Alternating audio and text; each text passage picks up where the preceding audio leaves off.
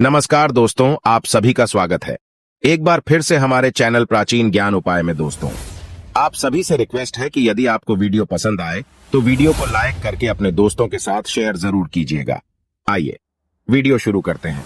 भगवान गणेश विघ्नहर्ता माने जाते हैं। कहा जाता है कि गणेश जी जिन जातकों पर प्रसन्न होते हैं उनकी सभी विघ्न बाधाएं दूर हो जाती हैं। ऐसे में गणेश जी की कृपा पाने के लिए बुधवार के दिन उनकी आराधना जरूर करनी चाहिए। शास्त्रों में भी मान्यता है कि जिस जगह विघ्न विनाशक का वास होता है वहाँ रिद्धि सिद्धि, शुभ लाभ और माँ लक्ष्मी भी विराजती है। भगवान गणेश की कृपा से जातक के जीवन में सब मंगल ही मंगल होता है। बुधवार का दिन बिगड़े कामों को बनाने के लिए उत्तम माना जाता है।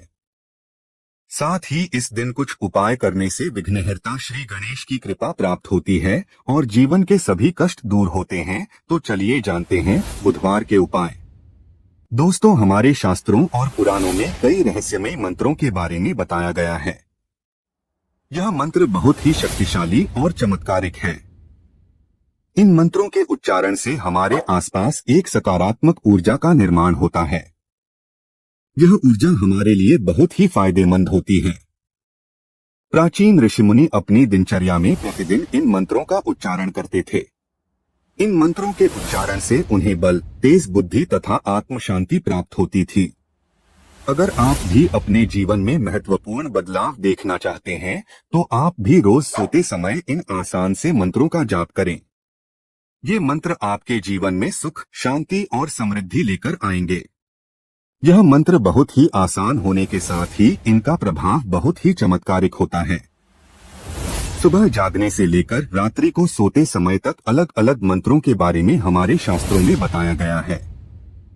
इसके साथ ही हम सभी के घर में जो भी बड़े बुजुर्ग होते हैं वे प्रतिदिन हमें कुछ ना कुछ अच्छी बातें सिखाते ही रहते हैं। घर में अच्छे संस्कार डालने का काम भी घर के बड़ों का ही होता है।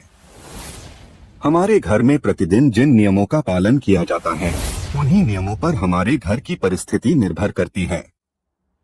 हमारे घर में यदि प्रतिदिन अच्छी बातों का पालन किया जाता है और घर के लोगों में नियमबद्धता हो तो वहाँ हमेशा सुख, समृद्धि और शांति रहती है। और यदि हमारे घर में किसी भी प्रकार का अनुशासन नहीं है और न ही कोई नियम कायदे बनाए गए हों, बड़े बुजुर्गों की सीखों को अनदेखा किया जाता हो तो उस घर में हमेशा कलह है और दुख की परिस्थिति बनी रहती है। भगवान श्री कृष्ण ने गरुड़ जी को मनुष्य के आचार विचार संबंधी बहुत ही महत्वपूर्ण ज्ञान दिया है। यदि मनुष्य शास्त्रों के नियमों का पालन सही से करता है तो उसके जीवन से 90% परेशानियां अपने आप ही खत्म हो जाएंगी। शास्त्रों के ये नियम हमारे शरीर को स्वस्थ रखते हैं, हमारे मन को भी शांत रखते हैं। इन नियमों का पालन करने पर आप कभी मानसिक रूप से बीमार नहीं होंगे। इसके साथ ही इन नियमों का पालन नित्य किया जाए तो हमारे जीवन से दुख और दरिद्रता भी समाप्त हो जाती है और परिवार में सुख शांति आती है। आज हम आपको ऐसे ही कुछ शास्त्रीय नियमों के बारे में बताने जा रहे हैं जिनका पालन बच्चों से लेकर बूढ़ों तक सभी को करना चाहिए। इससे आप 1 महीने के अंदर महत्वपूर्ण बदलाव महसूस करेंगे। आप खुद अपने घर की परिस्थिति को अपनी आंखों के सामने बदलता हुआ देखेंगे। इन चमत्कारिक नियमों का प्रभाव ही ऐसा पड़ता है कि व्यक्ति ईश्वर के सानिध्य में चला जाता है और ईश्वर से जुड़ जाता है। तब उसके जीवन से सभी प्रकार के दुख खत्म हो जाते हैं। आइए जानते हैं उन महत्वपूर्ण नियमों के बारे में। दोस्तों, वैसे तो हमारे सभी धर्मशास्त्रों में प्रातःकाल सूर्योदय से पहले ही उठने के लिए सर्वोत्तम समय माना गया है, लेकिन आजकल की अनियमित दिनचर्या में यह असंभव सा लगता है।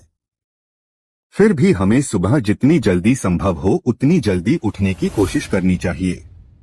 आंख खुलते ही सर्वप्रथम ईश्वर का नाम लेना चाहिए और नित्य कर्म से निवृत्त होकर ईश्वर की पूजा आराधना से अपने दिन की शुरुआत करनी चाहिए। ऐसा करने से आपके तन और मन में नई चेतना और सकारात्मक ऊर्जा व्याप्त होती है जो दिन भर आपको अच्छी बातों की ओर प्रवृत्त करती है। यदि संभव हो तो सूर्योदय के समय सूर्य देवता को अर्घ्य जरूर दें। सूर्य देवता को अर्घ्य देने के साथ ही सूर्य नमस्कार करने की भी आदत डालें। सूर्य नमस्कार एक सर्वांगीण व्यायाम होने के साथ ही सूर्य देवता के प्रति अपनी कृतज्ञता व्यक्त करने का माध्यम भी है। सूर्य मंत्रों के साथ सूर्य नमस्कार करने से मानसिक प्रसन्नता और शांति मिलती है और साथ ही निरोगी काया और जीवन के प्रति उत्साह भी जागृत होता है। इसलिए प्रतिदिन सूर्योदय के समय सूर्य देवता को नमस्कार करने की आदत डालें। दोस्तों, कुछ पेड़ पौधों को ईश्वर का विशेष आशीर्वाद प्राप्त रहता है। ऐसे पेड़ पौधों की हमारी हिंदू संस्कृति में भगवान की तरह ही पूजा की जाती है। ऐसा ही एक अत्यंत पवित्र पौधा है तुलसी का पौधा। यह पवित्र पौधा हर हिंदू घर में होना ही चाहिए। शास्त्रों में कहा जाता है कि जिस घर में तुलसी वृंदावन नहीं है वहां श्री हरि का वास भी नहीं है, और जहां श्री हरि का वास नहीं है वहां लक्ष्मी जी का वास कैसे हो सकता है। तुलसी श्री कृष्ण की अत्यंत प्रिय सखी होती है। सुबह तुलसी को जल अर्पण करने से और कुछ समय तुलसी के पौधे के पास बैठने से अत्यंत शुद्ध और पवित्र हवा हर श्वास के साथ हमारे शरीर में प्रवेश करती है, जो हमें दिन भर सकारात्मक रहने में सहायता करती है। इसलिए देव पूजा और सूर्य उपासना के पश्चात तुलसी की भी पूजा करें। तुलसी की माला को भी गले में धारण करने से मन की शुद्धता और सात्विकता बढ़ती है, मनोबल बढ़ता है और आरोग्य प्राप्ति होती है। दोस्तों, हम अक्सर किसी पूजा पाठ के बाद या तीज त्योहार पर ही अपने माथे पर तिलक लगाते हैं, लेकिन हमारे शास्त्रों में प्रतिदिन माथे पर तिलक, कुमकुम, चंदन, केसर, हल्दी और भस्म लगाने का शास्त्रीय, तांत्रिक और वैज्ञानिक आधार पर महत्व बताया गया है। माथे के बीचों बीच इन सभी में से कोई एक भी चीज लगा लेने से व्यक्ति के मन की एकाग्रता बढ़ती है, मानसिक तनाव कम होता है, आध्यात्मिक शक्ति बढ़ती है, जिससे तन और मन में शुद्धता का अनुभव होता है और बुरी शक्तियां चाहकर भी हमारे आसपास नहीं आती है। इसलिए प्रतिदिन पूजा के बाद अपने माथे पर तिलक लगाना चाहिए।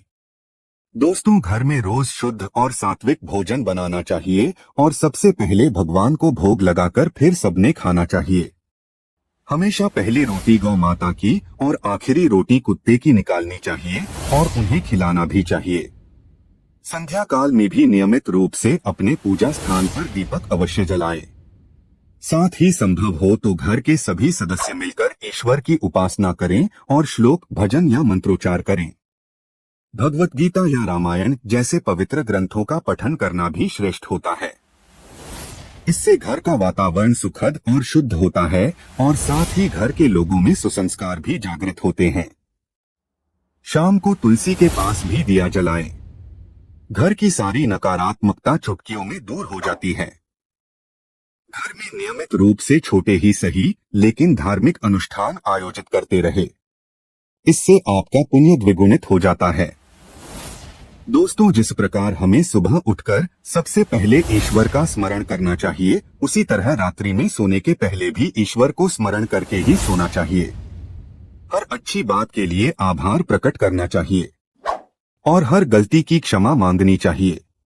घर में रोज अपने बड़े बुजुर्गों को प्रणाम करने की आदत डालें और उनका बहुमूल्य आशीर्वाद की सौगात प्राप्त करें। दोस्त, आप वीडियो के अंत तक आ ही गए हैं तो आपसे रिक्वेस्ट है, चैनल पर पहली बार आए हैं तो चैनल को सब्सक्राइब करके बेल आइकन को ऑन कर ले और वीडियो पसंद आया हो तो अपने दोस्तों को शेयर कर दे ताकि उनको भी फायदा हो सके। धन्यवाद।